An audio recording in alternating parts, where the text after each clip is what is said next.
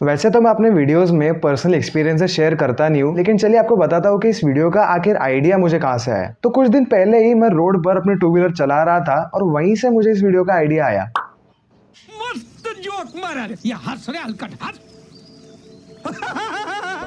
इस टॉपिक के लिए ज़्यादा सोचना नहीं पड़ता है, क्योंकि इंडिया के जो रोड्स है वहाँ पर इतने ज़्यादा गड्ढे या फिर इतने ज़्यादा पॉटहोल्स है कि ये काफ़ी नेचुरल सा टॉपिक बन जाता है वीडियो बनाने के लिए। और रिसेंटली मैंने इंस्टाग्राम के ऊपर एक पोल लिया था जिसके ऊपर आप सभी का फ्रस्ट्रेशन मुझे दिख रहा था पॉटहोल्स को लेकर। आप में से अगर किसी ने मुझे इंस्टाग्राम पे अब तक फॉलो नहीं किया है तो ज़रूर फॉलो कर लीजिए, लिंक मैंने कमेंट्स में दे दिया है। और इस वीडियो में हम लोग इंडिया के हाईवेज के बारे में बात नहीं करने वाले, क्योंकि हाईवेज की क्वालिटी काफ़ी अच्छी है।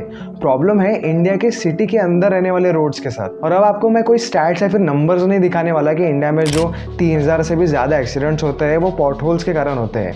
हम डायरेक्टली इस वीडियो के टॉपिक पर जंप करेंगे कि इंडिया में एक्चुअली इतने पॉटहोल्स या फिर इतने गड्ढे क्यों है और हम अच्छे क्वालिटी के रोड आखिर बनाते क्यों नहीं है।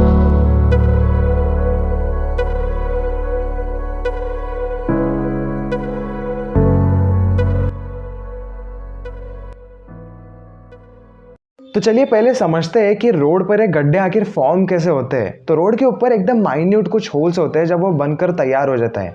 इन होल्स को हम अपनी आंखों से देख नहीं सकते, लेकिन जब बारिश आती है तब पानी इन रोड्स के अंदर एंटर होता है इन होल्स के थ्रू, जिससे रोड का जो कंस्ट्रक्शन है वो काफी वीक हो जाता है और रोड के जो पार्टिकल्स है वो वॉश आउट हो जाते हैं इस पानी के साथ में। अब ये जो होल्स है वो कितने छोटे रहेंगे वो इस बात पर डिपेंड करता है कि रोड का कंस्ट्रक्शन आखिर किस तरीके से हुआ है। इनमें जो मेजोरिटी रोड्स है वो बने हैं आसफाल्ट बिटुमिन के, मतलब डांबर के रोड जिन्हें हम हिंदी में कहते हैं। और इंडिया में कंक्रीट के रोड भी है, लेकिन इतने ज्यादा नहीं है क्योंकि उसका कॉस्ट ऑफ कंस्ट्रक्शन काफी ज्यादा है। तो इस आसफाल्ट रोड की कुछ लेयर्स होती है। जो सबसे नीचे की लेयर होती है उसमें थोड़े बड़े पत्थर होते हैं और उसके बाद में धीरे धीरे जैसे ऊपर आते हैं लेयर की तरफ तब पत्थर छोटे होते जाते हैं। जो सबसे टॉप की लेयर है उसके ऊपर आसफाल्ट मतलब डांबर डाला जाता है। और भी काफी टेक्निकल चीजें होती है एक रोड को बनाने को लेकर, लेकिन आसान भाषा में रोड इसी तरह से बनता है। ये जो पत्थर होते हैं नीचे के लेयर्स में, ये रोड के लिए एक फाउंडेशन की तरह एक्ट करते हैं। और कॉन्ट्रैक्टर्स ये रोड जब बना रहे होते हैं तब वो कभी कभी इन पत्थरों को काफी कम यूज करते हैं, जिससे रोड का फाउंडेशन ही सही ढंग से तैयार नहीं होता। कई बार टॉप लेयर पर जो आसफाल्ट यूज होता है, कॉन्ट्रैक्टर्स इस आसफाल्ट को भी काफी कम ले डाउन करते हैं, जिस रीजन से रोड बहुत ही जल्दी खराब हो जाता है। और इस सब में पूरी गलती सिर्फ कॉन्ट्रैक्टर्स की भी नहीं है, गवर्नमेंट की जो अथॉरिटीज है रोड कंस्ट्रक्ट करने को लेकर,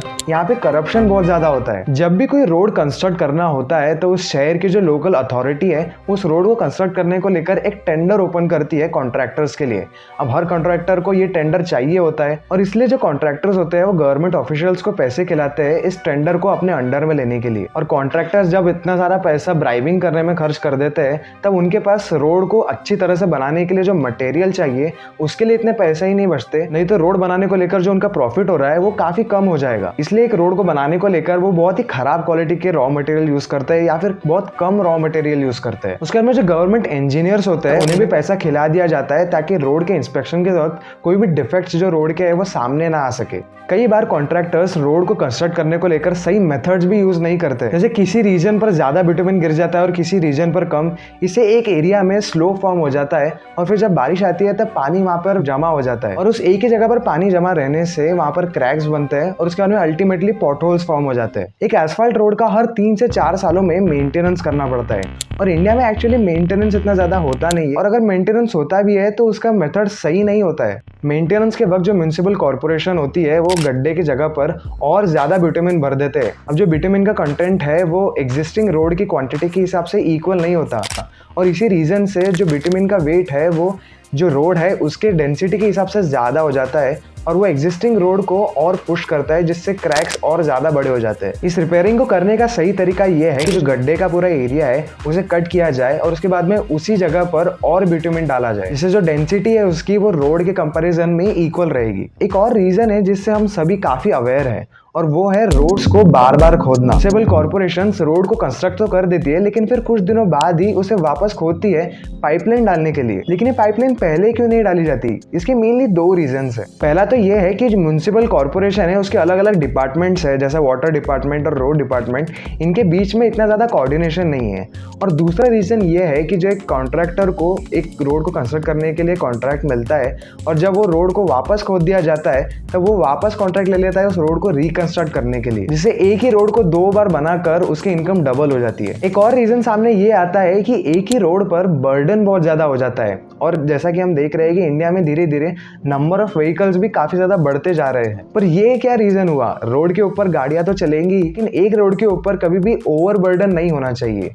इसके लिए ये काम किया जा सकता है कि कोई भी एक डेस्टिनेशन जिसके ऊपर पहुंचना हो, जैसे अगर कोई मार्केट हो सिटी में, तो वहां पर पहुंचने के लिए अलग अलग रूट्स होने चाहिए, जिस रीजन से एक रोड के ऊपर पूरा बर्डन नहीं आएगा और ये डिस्ट्रीब्यूट हो जाएगा, इससे उस रोड की क्वालिटी डिग्रेड नहीं होगी। और ये चीज बेटर अर्बन प्लानिंग से हासिल की जा सकती है। अब तक मैंने आपको जो रीजंस बताए हैं रोड्स की कंडीशन के खराब होने के, उनमें मेजॉरिटी यही कारण थे कि रोड्स प्रॉपर वे में कंस्ट्रक्ट नहीं हुए हैं। पर बिटुमिन रोड्स को अच्छी तरह से कंस्ट्रक्ट करने से अच्छा है कि हम कॉन्क्रीट रोड्स को लेकर आ जाए, क्योंकि जो कॉन्क्रीट रोड्स होते हैं वो आसफाल्ट बिटुमिन रोड्स के कंपैरिजन में एनवायरमेंटल कंडीशंस के कारण कम अफेक्टेड होते हैं। जैसे कि जो एक आसफाल्ट रोड होता है उसे मेंटेनेंस करने के बाद में भी उसकी लाइफ 10 साल से ज्यादा नहीं रह सकती, जबकि एक जो कॉन्क्रीट रोड होता है उसकी लाइफ 100 ईयर्स तक रह सकती है। जैसे एग्जाम्पल के तौर पर ले तो मुंबई के चौपाटी एरिया से लेकर तो नरीमन पॉइंट तक का जो रोड है वो कॉन्क्रीट का बना था वर्ल्ड वॉर 1 के टाइम पर, और उसे आज भी कुछ मेंटेनेंस के बाद में अभी भी यूज किया जा रहा है। एनवायरमेंटल एक्टिविस्ट ने कंक्रीट रोड्स को ये कहकर अपोज किया है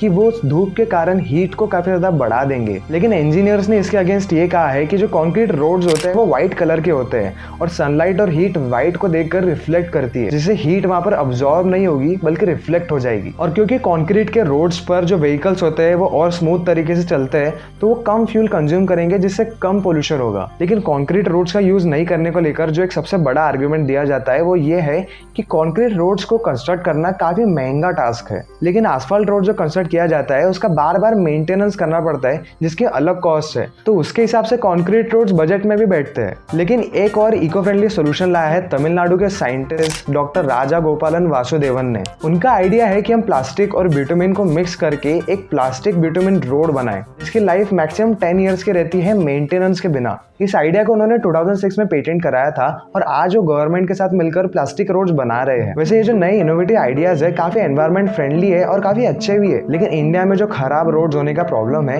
ये तब तक सॉल्व नहीं हो सकता जब तक इंडिया की लोकल अथॉरिटीज इस चीज पर सही ढंग से ध्यान नहीं देती। जब तक हमारे म्युनिसिपल कॉर्पोरेशंस में करप्शन चलता रहेगा, हम एक अच्छे रोड जैसी बेसिक नेसेसिटी को भी पूरा नहीं कर पाएंगे। और सिर्फ रोड्स के मामले में ही नहीं, हर डिपार्टमेंट में अगर इंडिया को एक डेवलप्ड कंट्री बनना है तो हमें करप्शन को कम करना होगा, जो एक बहुत बड़ा ऑब्स्टेकल है हमारे सामने इंडिया को एक डेवलप्ड कंट्री बनाने को लेकर।